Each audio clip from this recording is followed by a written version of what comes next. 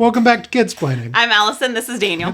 And usually we ask the question, can kids play? But this is a kids game, so obviously the answer is yes. What you want to know is, will parents enjoy Pebble Rock Delivery Service? So Pebble Rock Delivery Service is a new game this spring from Skybound Entertainment, right? Skybound Tabletop. Tabletop yes. Entertainment. And it is a kids game that is your roll and move, your pickup and delivery. There's a lot going on the board. The board is quite large for a kids game. And for a kids game, there's a lot of... There's a lot going on. There's a lot of things you can do, a lot of choices to make. It's the complexity level, again, for a kids game, as far as the things you can do in it, is really cool. There's it's not Candyland shoots and ladders kind of thing where it's just roll and do. And like we said at the beginning, what we want to focus on more in this video, because it is it's obviously a kids game. There's no question about this as far as kids being able to play it.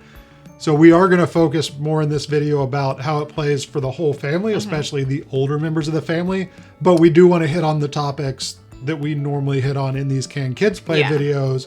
So we're going to run through those really quick, and then we're going to talk about kind of how this game plays as a whole family game. Yeah, and just our perspective on it. We're going to talk first about art and kind of theme. The art is fantastic. Yep. I love it. I love a good theme, and I love the art. It reminds me a lot of, our boys love Octonauts. I think it's on Netflix, but our boys love it. And so this has that type of art feel to it, which is just so cute and precious. But absolutely nothing questionable. There's not even a hint of anything questionable anywhere. As far as language dependence, there is a little bit. You can see the islands. There is writing on the islands.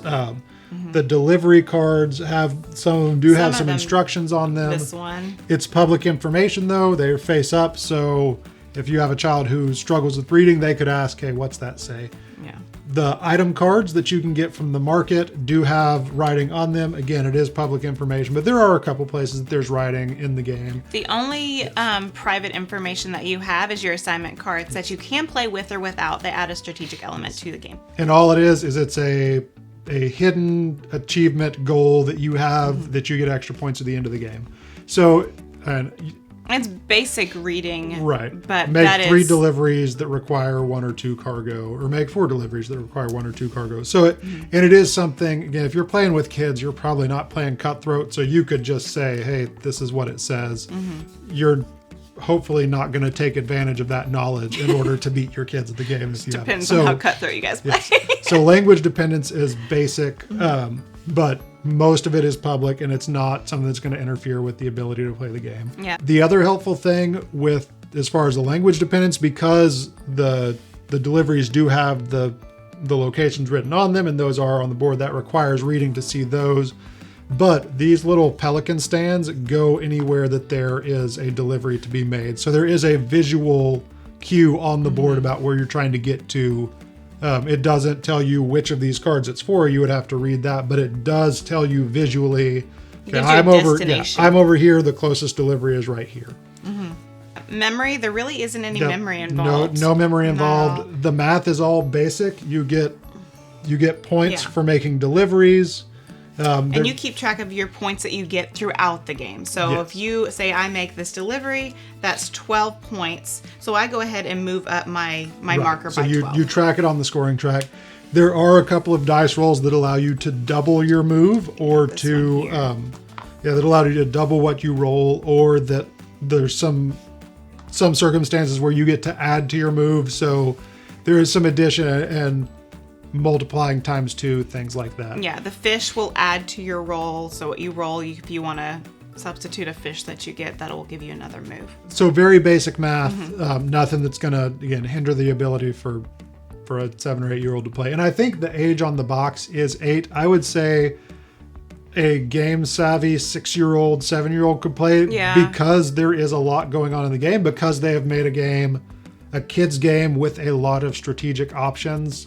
The only reason I wouldn't play with even a 6 or under, just because there is so much going on, Right. patience in the game, there is some downtime in that, and other people deciding where they're going to go, how they're going to go. If you're playing 4 players, that is 3 players that are doing that they have to sit and wait. Right. So that may be a long time to wait for a 5 and 6-year-old. Yeah. That's the only reason. The strategy is, there are quite a few strategic options. We're not going to talk a whole lot about that in this section because the strategy of the game plays into how we feel about it. Yes, how we feel about it as a family game. Yeah.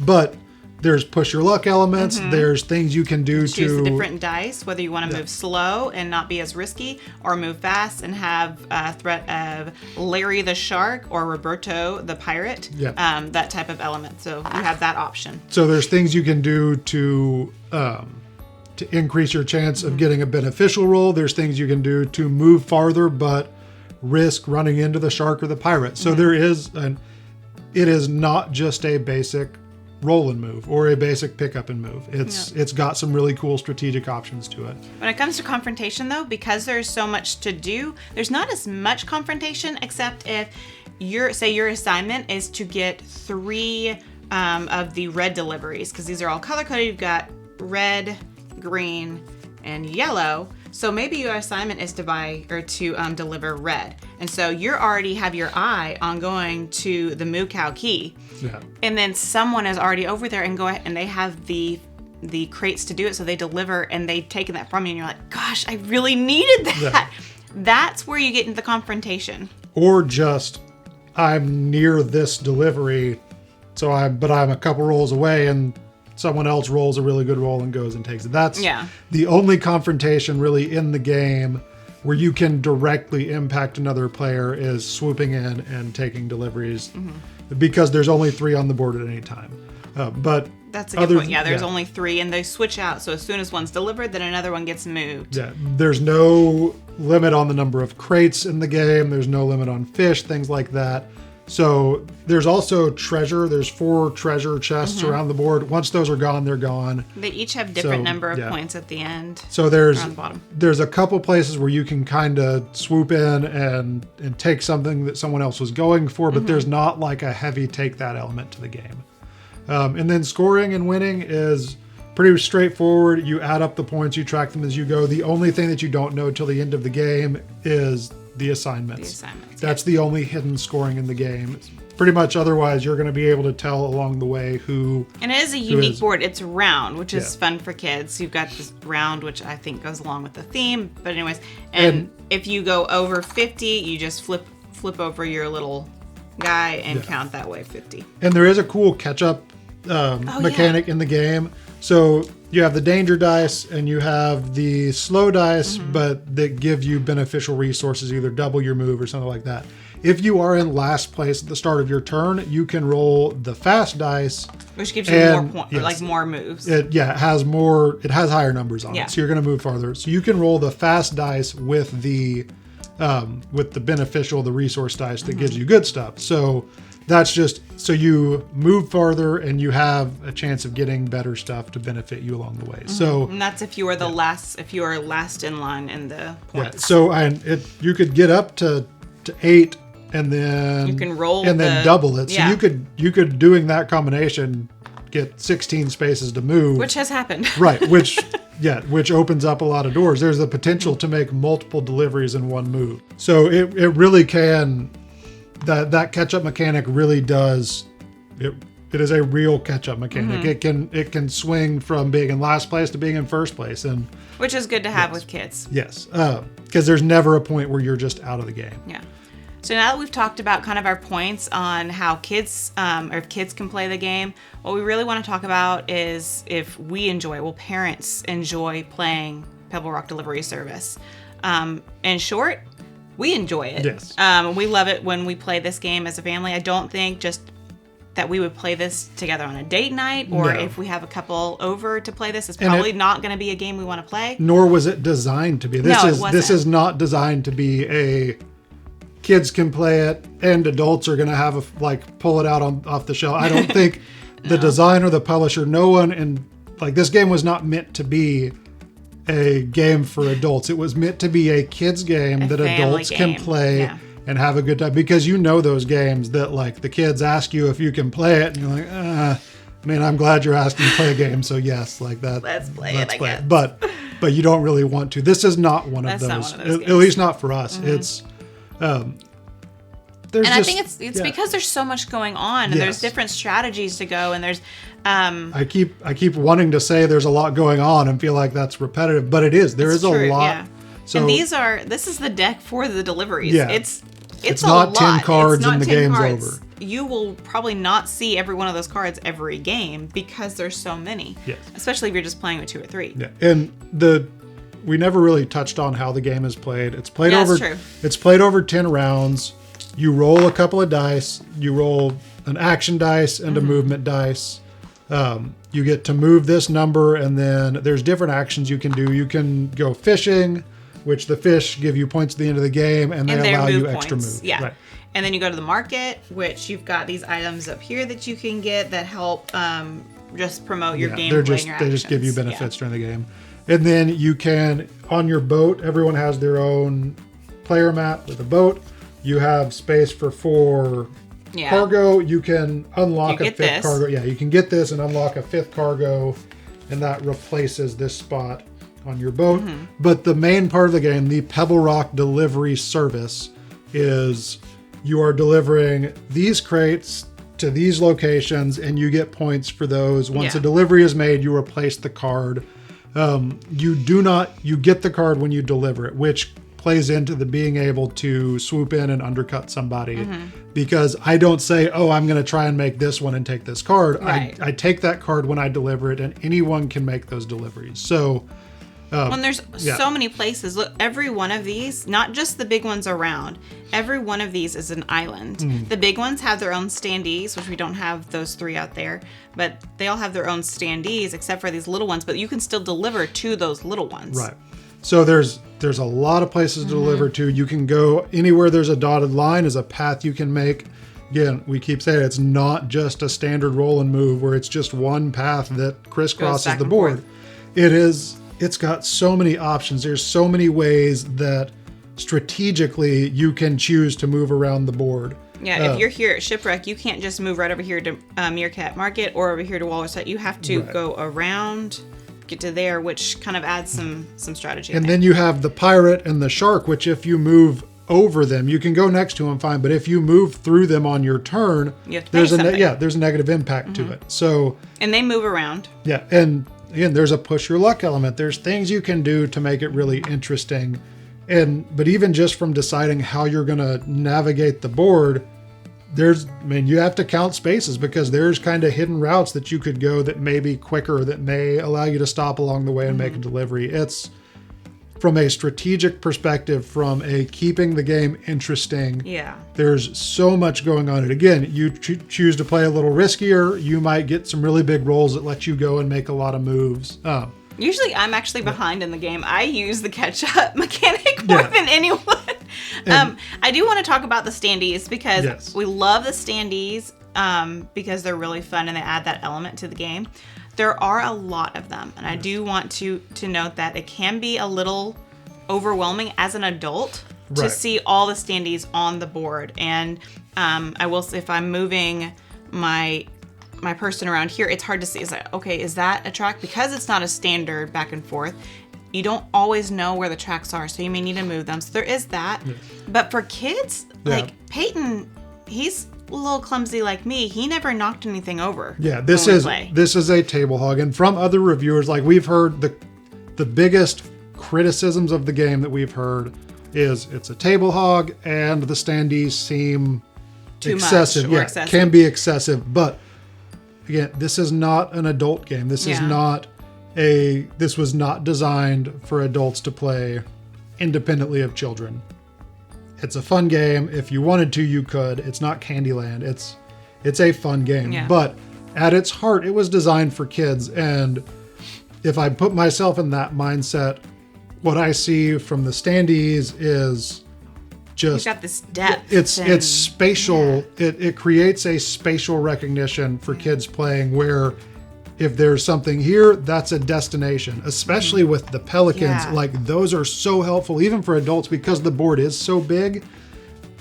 having those to say, this is a destination. You don't have to know what it is. You can check over there and see, but spatially for a child and an adult to recognize, there's my destination. Here's my ship. Where do I want to get to?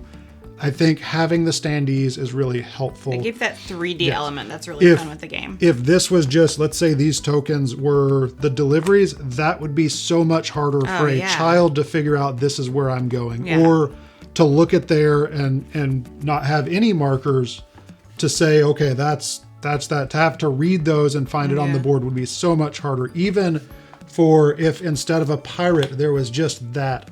When I'm planning out my route as a 7-year-old or an 8-year-old, to recognize that there is danger in that spot that I may need to avoid, or at least see that there's a consequence for going through there. A standee is key. Yes, if it wasn't a standee, it would be a lot harder. It would be more confusing. Yeah.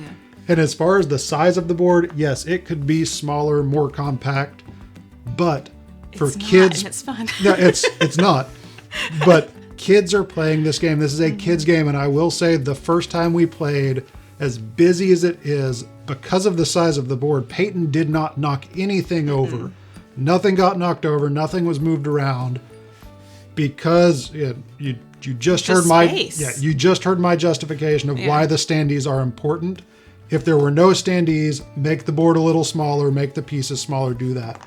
But because there are standees, because it has the, call it world building, whatever you want to call it, like it is its own little world. And because it has those elements that are going to draw a kid in and help them play, the board needs to be big, because there needs to be space to move around without knocking stuff over and getting frustrated. Which is, because we're talking about the kids part, but as the parent, I don't want to just be like, okay, be careful, don't, okay, if that moves, then it's gonna mess up. I don't have to, I'm not repeating myself, because that can be really, really annoying to, when your kid knocks something over, to be like, where was that? So the way it's laid out, you just, even though there's standees, you don't have that. And if for some reason this didn't get put where it needed, you do have, you'd still check where, you can check over here if that were to happen.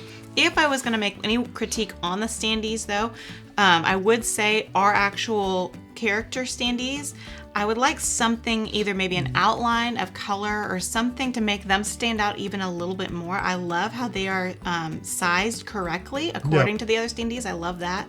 But it can be like, okay, wait, where even am I? Yeah. Or maybe, like, if there's a reprinting of this game to the team at Skybound, make little clip-on flags or something. Give us something so that these don't get mixed in with all of the other ones. That was the one thing that kept standing out. And just prepare yourself. There's a lot going on. If you're going to lose anything while you play, lose that, because it's the center of the board. That's true. But I like that there.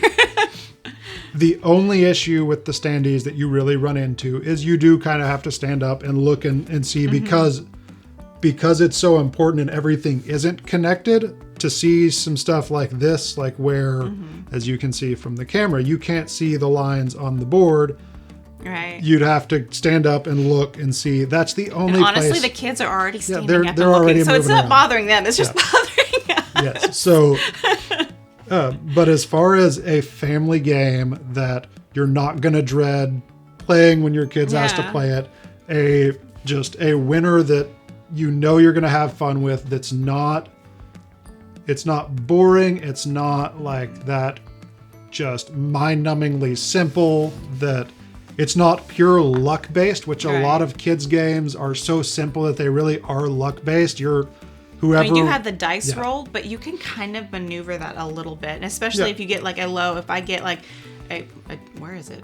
I think it goes just down to 3. So if I get a 3, but I really wanted to move 4 or 5, if I have fish, I can move that. The kids can move that.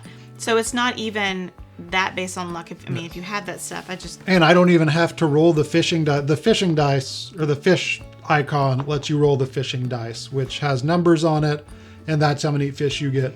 But I can also go to these spots on the board that's true. And go fishing there. So that's where, even outside of the dice, there are strategic things that you can do that aren't luck-based. Yeah. That will increase your chances. That maybe I go make a delivery here. I make a delivery to Bunny Isle, and then I say, okay, I have 2 moves left. Let me come back here and spend those to get here and fish, so that I can go. So the next time I can have more fish. Nothing happened there. These don't get knocked over. Never. So, So there are some really, for a kids game, I think, especially for those younger kids games, the games that are designed for the child audience, there's a lot of elements that you don't typically see in those. I think every time we've played it, we've had fun. Yeah, it's fun, and again, it's not like it. It feels very level, even with playing with when Peyton's 7. He's 8 now. He just had a birthday. Playing with a 7-year-old, I felt like our strategies, just the way we're going about it, was very level. It felt balanced. I didn't feel like because I was an adult playing that I had to like hold back and let him. I mean, yeah, it was very, very balanced as far. It didn't matter with the age and stuff like that. Yeah. I will say, as a parent teaching it, here, hand me that. It's under that. As a parent teaching this, it's really nice. You have this Brock's tips, which Brock is the icon, the badger, yeah, who keeps track of your round. So you've got these tips in here, but there's also this fun little take a turn with Oscar, who's one of the characters, and kids love things like this. So this kind of helps you guide your kids in playing the game, and so they have a visual interpretation of the game as well, which I just thought was excellent. Yeah, the comics, that's something that Skybound does with a lot of theirs, is use comics in their rule books. They did it with Tidal Blades. They did it with this. I'm sure they've done it other places in other games. It's really cool. It's really helpful. As a demonstration purpose. Yeah, just to teach the game, it helps. Do a lot. that, publishers. Publishers, it really, do this. Having more than just a little box that gives a text-based sample move, having stuff like that, especially for kids games, but for adults, like it really helps. So, Pebble Rock Delivery Service, production quality, outstanding. Yeah. Man, the artwork is amazing. The little world building, as much as you can do world building in a kid's game. This is fantastic. It is outstanding. Really outdid themselves. The strategic options in a kid's game is just right. Like it's not too complicated that it's like they didn't make a kid's game that's too complicated for kids, but they made a kid's game that is still interesting for parents adults, and for older siblings, things like that. That's a good point too, for older siblings to want to play this with their younger siblings. I didn't even think about that because Jared still loves kids games like this, but having a teenager want to play a game with their younger siblings, this would definitely be one to grab. And I was excited about this game when I saw it. Just saw the book, because I was like, I want to play that. Like that. It looks so fun. Not like, ooh, Peyton would like that. I was like, I want to play. I want to play that. That looks really fun, and it is really fun. So, final thoughts. Why is this a good game that people should play? Why is this a good winner of a family game? Well, it checks so many boxes with us. It's not one that we dread to get on the table. We do not get this to the table enough. I really think that it should hit the table all the time. Family game nights, which we really want to promote, this would be one to get to your table, because it's just fun. Overall, it's just very well balanced. The art is fantastic. We really, really enjoy this game. And it gives a really good push your luck element. I think that's how you don't see a lot in kids games. In kids games is a push your luck that's not the consequences for like the bad things that can happen in the game aren't that bad. They're bad enough that you don't want to do it. It's a shark. You want to avoid the shark. You want to avoid the pirate. You're going to lose some cargo if you do interact with them, but it's not like give up all your cards and go back to the start. Yeah, there's no drowning. There's no ship wreckage. There's no. I mean, there is a shipwreck. Yeah. So there is. There's a push your luck element. There are consequences to it, but I think it's a really good introduction to that push your luck idea. It's done in a really, really good way where it's not. It's discouraging. Like, don't do it if you don't need it. It's enough that you're not going to just do that every time, and the consequences aren't going to impact you. But it's also not enough that it's going to be like demoralizing for a child to roll the danger dice and interact with the pirate, and like it's not that bad. It's not that risky. Yeah. And we don't usually talk about price on games because there's such a wide range. This is $25. Just in our area. That's the MSRP on it is $25. I've seen it online some places for less than that, but At Walmart, the MSRP on this game is $25. This might be the highest value $25 game that I have seen. It is. There's so much in the box. I mean, you see it here. And I do want to point out on this. Good. In the box, all of this goes in this box. And just a tip, if you put everything in the box and then put the standees. Yeah, you don't have to take the stands off. So that the stands go around the outside.